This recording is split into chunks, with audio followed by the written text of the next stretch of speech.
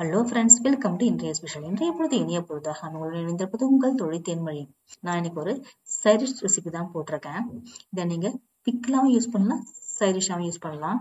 இட்லி, தோசை, சப்பாத்தி சாப்பாட்டுக்கு போட்டு சாப்பிடலாம். தயிர் சாத்துக்கும் ரொம்பவே ஆப்டா இருக்கும். இந்த ரெசிபி நீங்க ரெடி பண்ணி வச்சீங்கன்னா 3 மாசம் வரைக்கும் கேடாம இருக்கும். இந்த வெஜிடபிள்ஸ் கிடைக்கிற சீசன்ல நீங்க ரெடி பண்ணி ஸ்டோர் பண்ணி வச்சீங்கன்னா யூஸ் பண்ணலாம்.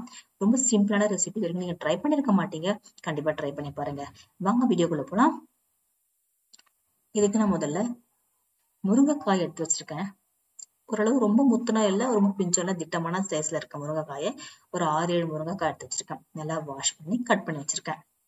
இந்த முருங்கைக்காயை நான் இட்லி பாத்திரத்துல வச்சிருக்கேன். இதை வேக வச்சுட்டு இருப்பேன். அடுப்பை சிம்ல வச்சு வேக வச்சிருங்க. முருங்கைக்காய் வெந்து வரட்டும். நிறைய உள்ள ஃப்ளஷ் இருக்க முருங்கைக்காவா இருந்தா டேஸ்ட் நிறைய இருக்கும், நிறைய உங்களுக்கு ரெசிபி கிடைக்கும்.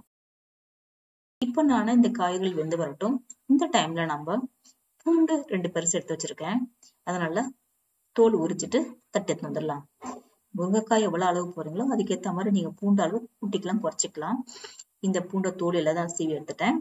இப்போ நான் இதை மிக்சி ஜார்ல ஓட்டி எடுத்துனாலும் எடுத்துறாங்க. அப்படி எல்லாம் தட்டி வச்சாலும் வச்சுக்கலாம். ஆனா ரொம்ப மெழுக அரைக்கணும் அவசியம் கிடையாது. உங்களுக்கு பூண்டு ஓரளவு தட்டி எடுத்தாலே போதும், ரொம்ப டேஸ்ட் இருக்கும். அப்பதான் உங்களுக்கு நானே இப்ப பாருங்க தட்டி எடுத்து காமிக்கிறேன். இந்த மாதிரி தட்டி எடுத்து வச்சுட்டேன். இப்ப உங்களுக்கு முருங்கைக்காய் வெந்து வந்துடுச்சு பாருங்க. எல்லா முருங்கைக்காயும் நல்லா வெடிச்சிருக்கு, நல்லா வெந்து வந்திருக்கு. இப்ப தனியா தட்டுல எடுத்து ஆற வச்சுக்கலாம். கொஞ்சம் ஆறி வரட்டும். கொஞ்சம் ஆறி வந்த பிறகு ஒரு ஸ்பூன் எடுத்துக்கோங்க. ஸ்பூன்ல அதுல இருக்க ஃப்ளஷ் மட்டும் எடுத்து ஒரு சின்ன கிண்ணத்துல போட்டுக்கலாம். உங்களுக்கு ஸ்பூன்ல ஈஸியாவே எடுக்க வரும். நல்லா வெந்திருந்தா நல்லா எடுக்க வரும் ஈஸியா. நீங்க கத்தி வச்சு எடுத்தீங்கன்னா ரொம்ப நார் வரா மாதிரி இருக்கும். இந்த மாதிரி கொஞ்சம் பிளண்டா இருக்க ஸ்பூன்ல எடுத்தீங்கன்னா கம்மியா தான் வரும், நார் வராது. இந்த மாதிரி எடுத்து வச்சிருக்கேன். இதை மிக்சியில போட்டு ஒரு ஓட்டி ஓட்டிட்டு வந்துடலாம். ரொம்ப மெழுக அரைக்க வேண்டாங்க, நல்லா இருக்காது. ஜஸ்ட் ஒரு ரிவர்ஸ் எடுத்துனாலே போதும். அதுல இருக்க அந்த கொட்டெல்லாம் கொஞ்சம் அடிச்சு வந்தா போதும். அந்த மாதிரி எடுத்து வந்துட்டேன். இந்த மாதிரி எடுத்து வச்சிருக்கேன்.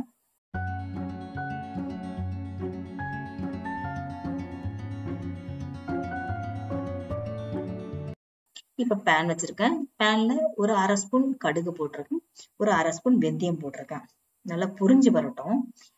இது நல்லா புரிஞ்சு வந்த பிறகு தட்டுல கொட்டி ஆற வச்சுக்கிறேன். இதை நம்ம பொடி பண்ணி வந்துருப்பேன். இதற்கிடையில அதே பேன்லயே நல்லெண்ணெய் ஊத்திருக்கேன். நல்லெண்ணெய் ஊத்தினீங்கன்னா உங்களுக்கு டேஸ்ட் ரொம்ப நல்லா இருக்கும், சீக்கிரம் கெட்டும் போகாது. நல்லெண்ணெய் ஊத்தி காஞ்ச பிறகு கடுகு போட்டிருக்கேன். கடுகு நல்லா புரிஞ்சு வரட்டும். பெருங்காயத்தூள் கொஞ்சம் போட்டிருக்கேன். ரெண்டுமே நல்லா புரிஞ்சு வர ஆரம்பிக்குது. 10 கருவேப்பிலை போட்டிருக்கேன். போட்டு நல்லா வதக்கி விடுங்க.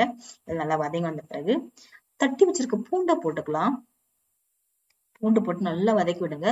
பூண்டுல இருக்க பச்சை வாசனை போகணும், அதுல இருக்க தண்ணி பதமும் போகணும். அப்பதான் உங்களுக்கு பிக்கிள் ரொம்ப நாள் கெடாம இருக்கும். இல்லைன்னா உங்களுக்கு சீக்கிரம் கெட்டு போக சான்ஸ் இருக்கு. நல்லா கிளறி விட்டே இருங்க. பூண்டோட கலர் கொஞ்சம் லைட்டா மாறி வர ஆரம்பிக்கும். ரொம்ப கருகி விட்டுற வேண்டாம். லைட்டா மெரூனா மாறி வரும்போது நம்ம அடுத்த பொருள் போட்டுக்கலாம். நல்லா பாருங்க, கிளறி விட்டுருக்கேன். உங்களுக்கு கலர் நல்லா மாறி வர ஆரம்பிக்குது. இப்ப நம்ம முருங்கைக்காய் அரைச்சு வச்சு வந்துறீங்களா, அதை போட்டுக்கலாம். போட்டு நல்லா கிளறி விடுங்க.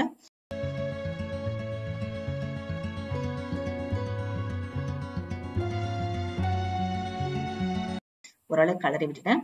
இப்ப இதுக்கு நம்ம தேவையான காரத்துக்கு ஏத்த காரப்பொடி போட்டுக்கலாம். ரெட் சில்லி பவுடர் பொடி போட்டிருக்கேன். இது கூடவே நான் கலருக்காக காஷ்மீர் மிளகாய் பொடி ஒரு 1/4 ஸ்பூன் போட்டிருக்கேன். நம்ம பொடி பண்ணி வச்சுக்கணும் தெரியுங்களா, கடுகு வெந்தயம், அதையும் சேர்த்துக்கலாம். சேர்த்துட்டு நல்லா கிளறி விட்டுருங்க. உப்பு தேவையான போட்டுக்கலாம். உப்பையும் போட்டு நல்லா கிளறி விட்டுருக்கேன். இதெல்லாம் நல்லா கூட்டாய் வரட்டும். கூட்டாயை வறுத்து விட்டுட்டு ஒரு 3 நிமிஷம் நல்லா கொதிக்க விடுங்களா. அப்போ உங்களுக்கு காரம் நல்லா உப்பும் முருங்கைக்காயில இறங்க ஆரம்பிக்கும். 2 to 3 minutes நல்லா கிளறி விட்டு விட்டுறேன். இந்த எண்ணெய் முருங்கைக்காய் எல்லாம் சேர்ந்து ஒண்ணா வர ஆரம்பிக்கும். பாருங்க, உங்களுக்கு நல்லா தொக்கு மாதிரி வர ஆரம்பிக்குது.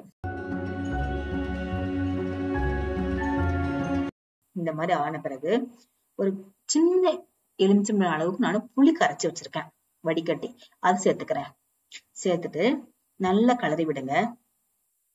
நல்லா கிளறி விட்டீங்கன்னா புளி தண்ணி உங்களுக்கு உள்ள நல்லா இறங்க ஆரம்பிக்கும். விட்டுட்டு ஒரு அப்படியே விட்டுருங்க. ஒரு 3 to 4 minutes உங்களுக்கு விட்டுனா புளி தண்ணி நல்லா உள்ள இழுத்துட்டு எண்ணெய் பிதுங்க ஆரம்பிக்கும் வெளியில. அப்ப நம்ம இறக்கினா போதும். ஒரு 3 to 4 minutes மேல ஆகும். அப்பதான் உங்களுக்கு சீக்கிரம் கெட்டு போகாம இருக்கும். நீங்க அப்படி தண்ணியோட இறக்கி வச்சுட்டாலும் சீக்கிரம் கெட்டு போயிடும், ஃபங்கஸ் ஃபார்ம் ஆயிடும். நல்லா கிளறி விட்டுட்டு பாருங்க. உங்களுக்கு புளி தண்ணி ஊத்தினதே தெரியாம எண்ணெய் நல்லா வெளியே வர ஆரம்பிக்குது. இந்த மாதிரி ஒரு 5 minutes பொறுத்து வெல்லம் தேவைப்பட்டா போடுங்க, இல்லைன்னா நீங்க விட்டுடலாம். வெல்லம் லைட்டா ஒரு 1/4 ஸ்பூன் போட்டுருங்க. போட்டு கிளறி விட்டு இறக்கிடலாம். வெல்லம் போட்டீங்கன்னா தித்திப்பு, புளிப்பு, காரம் எல்லாம் சேர்த்து டேஸ்டா இருக்கும் சாப்பிடறதுக்கு. அவ்வளவுதான். இதை நீங்க இட்லி, தோசை, சப்பாத்தி, தயிர் தொட்டு சாப்பிடுங்க. ரொம்ப சூப்பரா இருக்கும். எல்லாத்துக்குமே ஆப்டாவே இருக்கும். சைட் டிஷ் ரெடி பண்ணி வச்சீங்கன்னா உங்களுக்கு 3 மாசம் வரைக்கும் சைட் டிஷ் பிரச்சனையே இருக்காது. கண்டிப்பா ட்ரை பண்ணி பாருங்க. முருங்கைக்காய் கிடைக்கிற சீசன்ல இந்த மாதிரி ட்ரை பண்ணி பார்த்துட்டு இப்படி கமெண்ட் பாக்ஸ் கமெண்ட் பண்ணுங்க. வீடியோ பிடிச்சி லைக் பண்ணுங்க, ஷேர் பண்ணி சப்ஸ்கிரைப் பண்ணுங்க. மறக்காம பார்ல இருக்க பெல் ஐகானை பிரஸ் பண்ணுங்க. உங்க ஃபேமிலிக்கு ஃப்ரெண்டுக்கு ஷேர் பண்ணுங்க. தேங்க்யூ.